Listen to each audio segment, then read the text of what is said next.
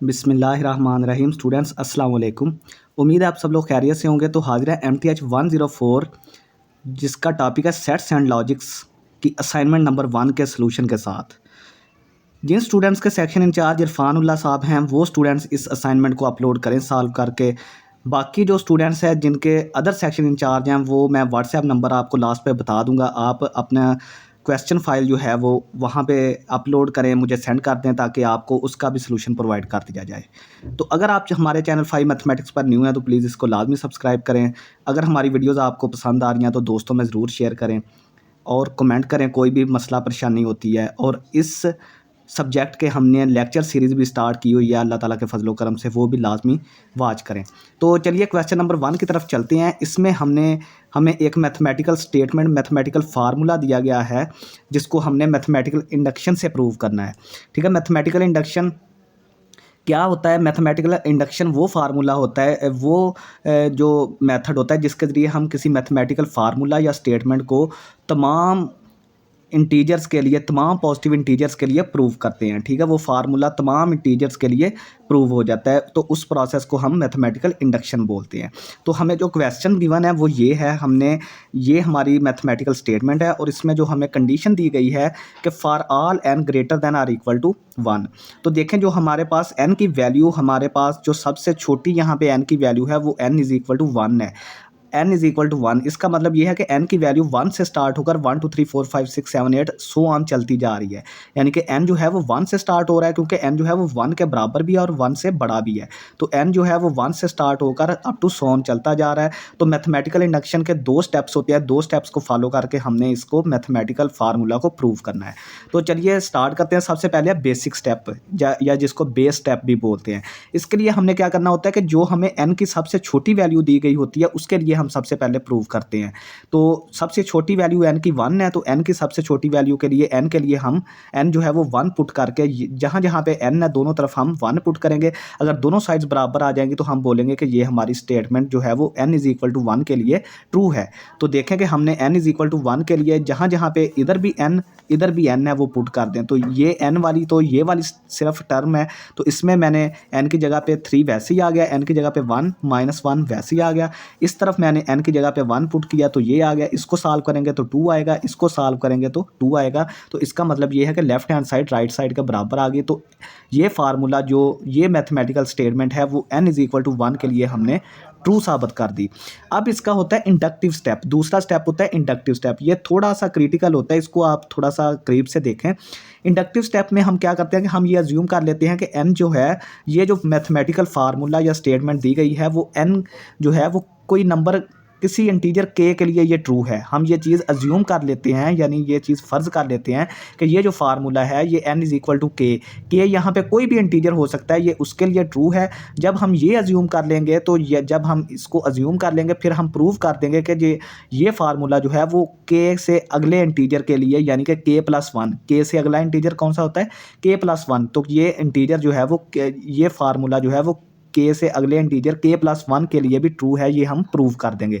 Assume करेंगे कि ये n is equal to k के लिए ट्रू है और प्रूव कर देंगे कि ये n is equal to k+1, यानी कि k से अगला जो भी होगा इंटीजर उसके लिए भी ट्रू है। फ़र्ज़ करें k की वैल्यू हम 3 ले लेते हैं तो k+1 क्या हो जाएगा? 4। अगर k की वैल्यू 4 ले लेते हैं तो k+1 5 हो जाएगा। तो इस तरह करके ये चलता जाएगा। इसको एक डोमिनो इफेक्ट भी बोलते हैं कि जिस तरह वो आपने वीडियोज़ में देखा होगा कि एक चीज़ को गिराते हैं, बाकी उसके साथ साथ जुड़ी होती हैं चीज़ें, तो वो खुद ब खुद गिरती जाती हैं। तो इसी तरह ये है कि जिस तरह जब ये k+1 से पिछला नंबर यानी पिछली चीज़ गिरेगी तो k+1 भी गिरेगा, k+2 भी गिरेगा, k+3 भी गिरेगा, यानी कि हर अगला इंटीजर के लिए ये ट्रू साबित होगी। तो चलिए इसके लिए हमने ये अज्यूम किया, सिंपल हमने जो हमें स्टेटमेंट दी गई थी उसमें हमने n की जगह पे k पुट कर दिया, ये वाली चीज़ आ गई। अब हम क्या करेंगे? Proof for n is equal to k+1। Simple हमने क्या करना है कि ये k तक थी ना, ये वाली टर्म k तक थी, ठीक है, ये वाली टर्म k तक थी। तो हमने क्या करना है कि इसी टर्म में अब हम क्या करेंगे कि k+1 पुट कर देंगे। सिंपल सी बात है, ठीक है, k+1। अब ये देखें यहाँ पे जब हम k+1 पुट करेंगे तो इसको थोड़ा सा सॉल्व करेंगे तो ये 3k+2 आ जाएगा, ठीक है। इस तरह हमने सिंपल ये वाली जो यहाँ तक ये k वाली टर्म थी, इससे आगे हमने एक और टर्म जो k+1 वाली है वो हमने यहाँ पे ऐड कर दी, ठीक है। अब आपने क्या करना है, अब आपने ये जो राइट हैंड साइड है इसको सॉल्व करते जाना है। तो ये देखें, ये मैंने राइट हैंड साइड लेकर इसका एलसीएम 2 आ गया। तो ये थोड़ा सा शॉर्टकट तरीका है, ये आप खुद देख सकते हैं इसको सॉल्व करके, ठीक है। 2 इसका एलसीएम आ गया, ये इसको थोड़ा सा सिंप्लीफाई करें, इसको अंदर मल्टीप्लाई करके हमने ये चीज़ आ गई, नीचे 2 ही आ गया। इसको अब थोड़ा सा ऐड और सब्ट्रैक्ट करके ये चीज़ हमारे पास फाइनल आ जाएगी। इसकी जब हम फैक्टराइजेशन करेंगे तो हमारे पास ये चीज़ और नीचे 2 आ जाएगा। फिर हम क्या करेंगे, फिर हम ये 3k+4 जो है इसको 3k+3+1 लिखेंगे, ठीक है। तो यहाँ से इस इतनी साइड को अलहदा कर देंगे, इसमें से 3 कामन लेंगे, 3 कामन लिया तो k+1+1 ये वाला, ठीक है, आ जाएगा। तो ये थोड़ा सा यहाँ से मैंने शॉर्टकट लगा के ये मैंने आपको बता दिया है। ये वाली चीज़ जो है ये 3k+4 को हमने क्या किया, 3k+3+1, 4 को हमने +3+1 लिख के 3k+3 को अलहदा कर लिया और उसमें 3 कामन ले लिया और +1 को अलहदा करके ये चीज़ आ गई। अब आप अगर गौर करें तो ये वाला फार्मूला और ये वाला फार्मूला सेम है, सिर्फ फ़र्क क्या है कि जहाँ पे k था वहाँ पे k+1 आ गया, ठीक है। तो हमने क्या किया, हमने k के लिए अज्यूम किया और लास्ट पे क्या प्रूव कर दिया, k+1 के लिए हमने ये चीज़ प्रूव कर दी, ठीक है। यही सारा आपका मैथमेटिकल इंडक्शन का जो प्रोसीजर है वो आपने ये चीज़ याद रखनी है। इसका क्वेश्चन लाजमी पेपर में आता है, इसको आपने अच्छे तरीके से देख लेना है, ठीक है। ये थोड़ी सी बस सिंप्लीफिकेशन है, ये थोड़ा सा ट्रिकी यहाँ से होता है कि आपने ये यहाँ तक के वाला जो है सिस्टम लिया है के, और यहाँ पे जब आपने k की जगह पे k+1 पुट किया तो ये अगली टर्म थोड़ा सा सॉल्व करके 3k+2 आ जाएगी। सिंपल सी इसमें सिंप्लीफिकेशन है वो आप कर सकते हैं। नेक्स्ट हम चलते हैं क्वेश्चन नंबर 2 पे। तो क्वेश्चन नंबर 2 जो है वो हमारा इसमें ये है कि थोड़ा सा आई थिंक के जो क्वेश्चन में है, जो रकम दी गई है, जो क्वेश्चन की स्टेटमेंट है वो गलत है, ठीक है। तो आपको मैं उसी सही करके जो है वो मैं बता देता हूँ। अगर तो कोई अनाउंसमेंट आती है, ठीक है, हो सकता है कि सर अनाउंसमेंट के ज़रिए आपको बता दें कि ये थोड़ी सी आप करेक्शन कर लें क्वेश्चन में, तो आप जो है वो फिर अपलोड उसी हिसाब से कीजिएगा, ठीक है। तो इसमें हमें गिवन ये है कि a is less than or equal to b है और d जो है वो लेस दैन 0 है। d यहाँ पे क्या है, नेगेटिव नंबर है। ये आपने याद रखना है कि जो नंबर लेस दैन 0 होता है वो होता है नेगेटिव नंबर। हमने ये चीज़ प्रूव करनी है कि ये d into a-c less than or equal to d into b-c, ये चीज़ हमने प्रूव करनी है। और a b c d जो सारे हैं वो क्या है, रियल नंबर्स हैं, ठीक है। तो हम क्या करेंगे, जो चीज़ हमें गिवन है वो हम ले लेंगे। सिंपल हमने क्या करना है, -c इधर भी सब्ट्रैक्ट कर दें, इस तरफ भी -c करते हैं, तो ये देखें ये चीज़ आ जाएगी। यहाँ पे भी हमने -c कर दिया, यहाँ पे भी हमने -c कर दिया, तो ये चीज़ हमें मिल गई। अब आपने क्या करना है कि यहाँ पे इस चीज़ को आपने ज़हन में रखना है ना। देखें कि a less than or equal to b तो हमारे पास था, हमें यहाँ पे -c चाहिए था, यहाँ पे -c, तो हमने दोनों तरफ -c कर दिया। अब हमें दोनों के साथ d मल्टीप्लाई करना है, तो दोनों तरफ d से मल्टीप्लाई करें। लेकिन याद रखें यहाँ पे कि d जो है वो नेगेटिव नंबर है और नेगेटिव नंबर से जब भी आप मल्टीप्लाई करें इनइक्वालिटी को, इनइक्वालिटी का साइन चेंज होता है। तो देखें कि जब हमने d के साथ मल्टीप्लाई किया तो ये देखें, ये d यहाँ पे जो था a-c जो है वो less than or equal to b-c था, लेकिन जब d नेगेटिव नंबर से मल्टीप्लाई किया तो a-c हमारा greater than or equal to d into b-c आ गया। अब देखें कि यहाँ पे कोई रौला है थोड़ा सा, जो क्वेश्चन में गिवन है, या तो ये greater than or equal to है, ठीक है, ये वाली चीज़ यहाँ पे greater than or equal to होनी चाहिए थी, क्योंकि इसके अलावा प्रूव, या फिर ये जो d है वो ग्रेटर देन 0 है, या जो d है वो पॉजिटिव नंबर है, या ये वाली जो चीज़ है ये greater than or equal to यहाँ पे आनी चाहिए, ठीक है। तो ये थोड़ी सी कन्फ्यूजन है, आप एक दफ़ा देख लें, अगर तो कोई अनाउंसमेंट आती है तो उसके हिसाब से आप इसको करेक्ट कर लें। बाकी मैंने आपको सही तरीका भी बता दिया है, ये सही तरीका है जो मैंने आपको बता दिया है, ये सही क्वेश्चन मैंने कर दिया है।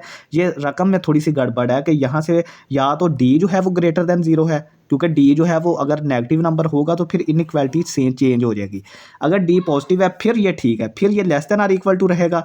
अगर d नेगेटिव है तो ये फिर greater than or equal to होना चाहिए, ठीक है। तो ये मैंने आपको थोड़ा सा बता दिया, आप इसको चेक कर लें बाद में।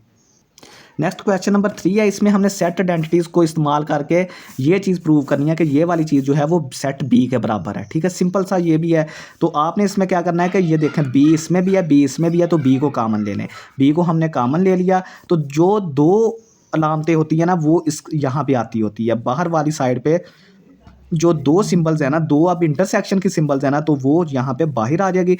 जो सिंगल है यानी कि यूनियन, वो इसके साथ देखें बी हमने यहाँ से भी निकाल लिया, यहाँ से भी, यहाँ पे ए रह गया, यहाँ पे ए डैश रह गया, तो ये देखें तो A union A dash bracket में चला गया और जो दो सिंबल्स थी वो हमने बाहर निकाल ली, इंटरसेक्शन। अब हमने ये चीज़ पढ़ी है कि अगर किसी सेट का उसी के कंप्लीमेंट के साथ यूनियन करें तो वो एक यूनिवर्सल सेट आता है। अगर किसी सेट ए का उसके ए कॉम्प्लीमेंट से यूनियन करें तो वो यूनिवर्सल सेट आता है। तो ये मैंने लिख भी दिया है। तो ये देखें, ये बी, ये इंटरसेक्शन वैसे इसको करेंगे तो ये यूनिवर्सल सेट आ जाएगा। और किसी भी सेट का यूनिवर्सल सेट के साथ आप इंटरसेक्शन करेंगे तो वो सेट ही हमें वापस मिलता है। तो ये देखें, हमें बी दोबारा वापस मिल गया। नेक्स्ट हमारे पास एक क्वेश्चन है कि एक सर्वे किया गया है किसी स्कूल में, वहाँ पे 200 टोटल स्टूडेंट है, जिनमें से जो स्पेनिश ज़ुबान बोलते हैं वो 95 स्टूडेंट्स हैं, जो इटालियन ज़ुबान बोलते हैं वो 70 स्टूडेंट्स हैं, और जो दोनों ज़ुबानें बोलती हैं यानी कि मिक्स करके उनमें वो 30 हैं। यानी ऐसे स्टूडेंट जो सिर्फ स्पेनिश बोलते हैं वो 95 हैं, जो सिर्फ इटालियन बोलते हैं वो 70 हैं, और 30 ऐसे हैं जो दोनों ज़ुबानें बोल सकते हैं। तो आपने क्या करना है, आपने वो स्टूडेंट्स की तादाद फाइंड आउट करनी है जो कोई भी ज़ुबान नहीं बोलते। ठीक है, आपने वो स्टूडेंट्स की तादाद फाइंड आउट करनी है जो ना स्पेनिश बोलते हैं ना इटालियन बोलते हैं। दूसरा क्वेश्चन ये है कि आपने वो स्टूडेंट्स की जो है वो तादाद फाइंड आउट करनी है जो सिर्फ इटालियन बोलते हैं। तो इसके लिए सिंपल आपने क्या करना है कि सबसे पहले आपने वो स्टूडेंट्स निकालने हैं जो कि इटालियन और स्पेनिश बोलते हैं। तो इसके लिए आप ए यूनियन बी, ठीक है, दोनों का यूनियन करते हैं, इटालियन और स्पेनिश का। तो यूनियन के लिए ये फार्मूला इस्तेमाल होता है कि ए का मॉड, ठीक है, ये होता है कार्डिनल नंबर, ठीक है। A union B, cardinal number क्या होता है कि जितने किसी सेट में एलिमेंट्स की तादाद को कार्डिनल नंबर कहते हैं, ठीक है। ए यूनियन बी यानी ऐसे स्टूडेंट्स जो सिर्फ स्पेनिश बोलते हैं, जो इटालियन बोलते हैं, दोनों को इकट्ठा करके, ठीक है, हम वो स्टूडेंट्स फाइंड आउट करने लगे हैं। तो देखें, ए का मॉड प्लस बी का mod minus A intersection B. आपने क्या करना है कि टोटल ए प्लस बी यानी कि जो इटालियन बोलते हैं, जो स्पेनिश बोलते हैं, उनको ऐड करें और उनमें से वो नंबर माइनस कर दें जो दोनों ज़ुबानें इकट्ठी बोल सकते हैं। तो वो हमने इंटरसेक्शन वाला जो मुश्तरक है वो माइनस कर दिया। अब ए की वैल्यू 95 है, बी की वैल्यू 70 है और इसकी वैल्यू 30 है, तो ये 135 आ गया। अब हम क्या करेंगे, टोटल में से 135 निकालेंगे तो 65 ऐसे स्टूडेंट्स हैं जो कोई भी ज़ुबान नहीं बोलते। अब दूसरा क्वेश्चन ये है कि जो सिर्फ इटालियन बोलते हैं, तो हम क्या करेंगे कि जो इटालियन है उसमें से बोथ वाले निकाल देंगे। स्पेनिश वाले का तो काम ही नहीं है, स्पेनिश वाला तो उसने पूछा ही नहीं है, उसने पूछा सिर्फ इटालियन के बारे में। तो इटालियन में दो केस आते हैं, एक तो वो जो सिर्फ इटालियन बोलते हैं, एक वो जो दोनों इटालियन और स्पेनिश बोल सकते हैं। तो हम क्या करेंगे, टोटल इटालियन में से वो निकाल देंगे जो दोनों ज़ुबानें बोल सकते हैं, वो स्टूडेंट्स निकाल देंगे जो दोनों ज़ुबानें बोल सकते हैं टोटल इटालियन में से। तो हमारे पास क्या हो जाएगा, फिर वो स्टूडेंट्स आ जाएंगे जो सिर्फ इटालियन बोल सकते हैं।